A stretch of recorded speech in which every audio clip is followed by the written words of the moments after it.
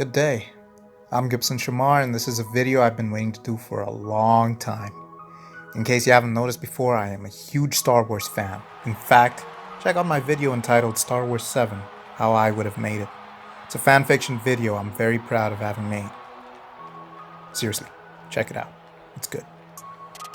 Anyway, let's talk about everyone's favorite Star Wars movie. But first, let's give it a little backstory. Let's look at how The Force Awakens went. It was the first live-action Star Wars content that came out under the rule of Disney. It talks about the resurgence of the Empire, the First Order, and how that's worrying the rebellion, resistance. Because somehow they outnumber the ruling entity and have way more weapons and starships. They're building a Death Star, Star Killer base, and are going to use it to destroy planets because reasons. Just kidding. It's because they're the bad guys. So we have the first black guy in Star Wars because it's the 21st century and everyone is woke, and we have all this racial and gender equality thing, and he escapes the First Order with the ace pilot of the rebellion, resistance, because Poe has a droid that contains information on how to find an old Jedi master that is hiding out somewhere, and they need his help to destroy the First Order, not the Empire. First Order. Fast forward, and we have this young boy on a desert planet who is strong with the Force and has no clue how important he will be in shaping the fate of the galaxy at large. Girl. She's a girl. So this girl on a desert planet called Tatooine, Jakku. Jakku is the name, please, not Tatooine. That's a totally different desert planet where the main protagonist of the movie, with Jedi powers and no clue about her parentage, starts out in. It's not Luke. It's not Tatooine. He runs into the droid with important information about the old Jedi Master, and then runs into the first black protagonist in Star Wars, and they leave Tatooine in the Millennium Falcon after a small skirmish with the Empire. And Rey shows how amazing she is at piloting a craft that she's never flown before. Surprising, right? Yeah, even Rey herself is surprised by how much plot armor she has. They get caught by the original owner of the Falcon, Han Solo, and go with him to a shady cantina where they talk to Master Yoda, Maz Kanata, and Luke, Rey, has an ominous vision which she doesn't understand. Does anybody remember this line?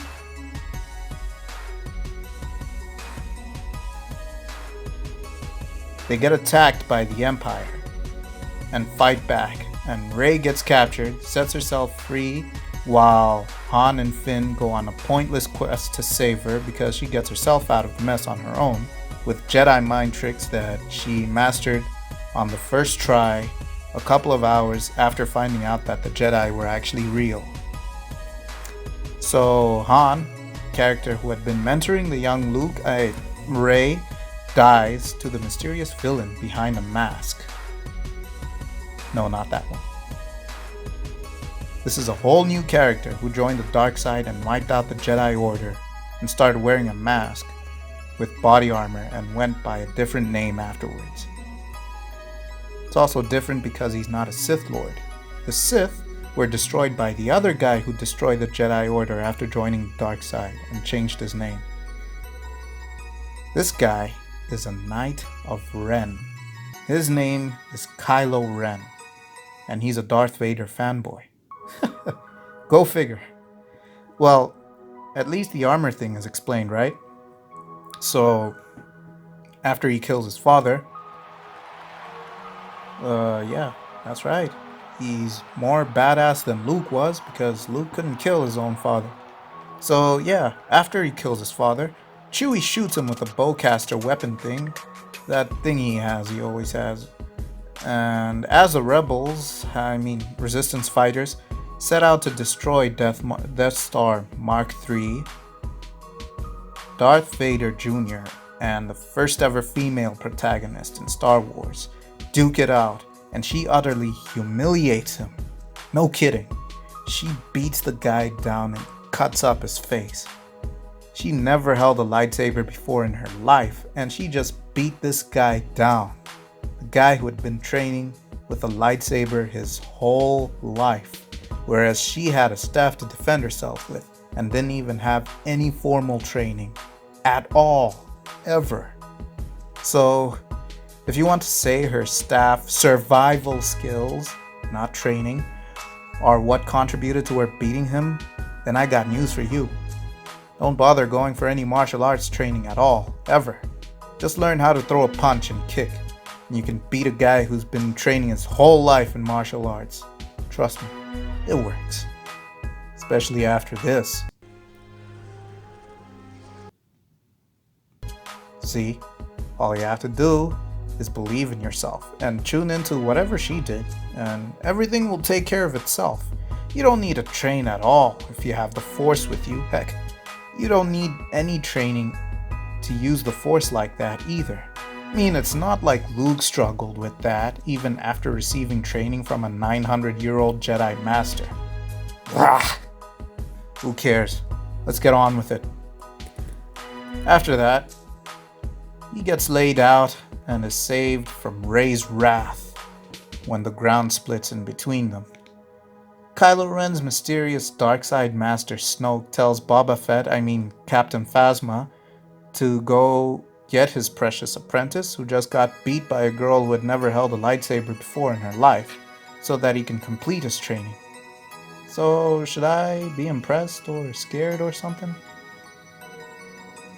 I mean, you're telling me he wiped out the entire Jedi Order, but couldn't handle a single untrained Force user because his training wasn't complete.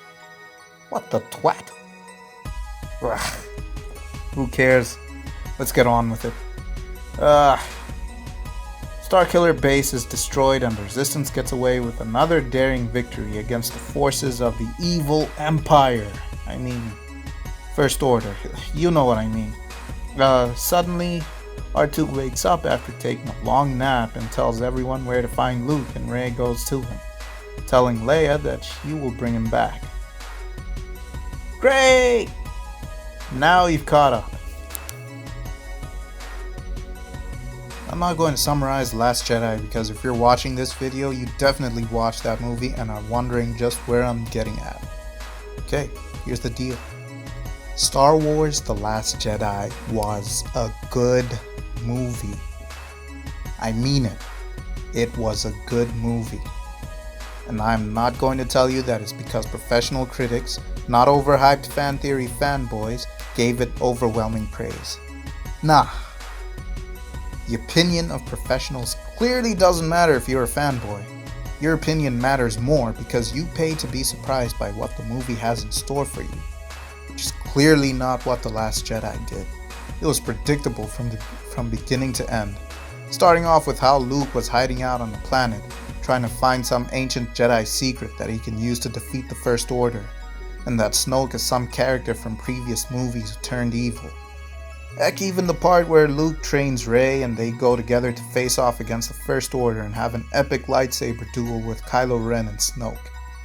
Oh, and let's not forget the part that shocked everyone when they revealed that Luke is Rey's father and he sent her away to keep her safe or as part of some Jedi survival training. Boy, those were some surprising twists in the movie that nobody could have seen coming. Everyone would have walked out of that cinema going like, it was so obvious. I knew that was gonna happen. Nah. The Last Jedi gave us cliches that have been overused. Luke had given up hope and went away because he was ashamed of how he acted and what it led to. Rey got some closure on who her parents are, and they were nobody important because she is the one that matters, not her parents. Snoke was killed off by Kylo Ren after verbally abusing him so much that it was most certainly embarrassing and kind of deserved. Well, Kylo Ren and Rey worked together for a while and didn't agree on Kylo's final verdict on the matters of the galaxy. Yeah, that's been done a hundred times before, I'll give you that. Rose and Finn's side quest taught them an important lesson about war, especially Finn. War isn't just about your immediate problems and people close to you, but it affects other people a lot more than they do you, or at least than they did Finn at that point. And there's profit made from the deaths of countless innocents. So going around screaming Rey, Rey as soon as you wake up without even checking up on yourself, nah, you were meant to do that, buddy. Please. There was no way you could have learned your lesson without going through that quest. But clearly that isn't something that people wanted to see you learn. Yep, it was definitely not a message that you needed to learn in a movie called Star Wars. Anyway, that's enough for today. I'm gonna upload these in segments because the overall video I made is very long, way too long for me to actually put up on YouTube and hope for people to watch through the conclusion. And that's if you've been patient enough to watch this one through to the end, because I know how passionate some people are about Star Wars: The Last Jedi. But yeah, I'll carry on bringing up the positive points about this, but it will be over a series of videos, and I will upload them on a weekly basis. So just feel free to check out anything else I have on the channel. We've got a lot of stuff here that you can entertain yourself with, and do check out the How I Would Have Made It videos as well. Check out the Star Wars 7 version. You can check out the X-Men 3. Yeah, entertain yourselves. Well, see you around.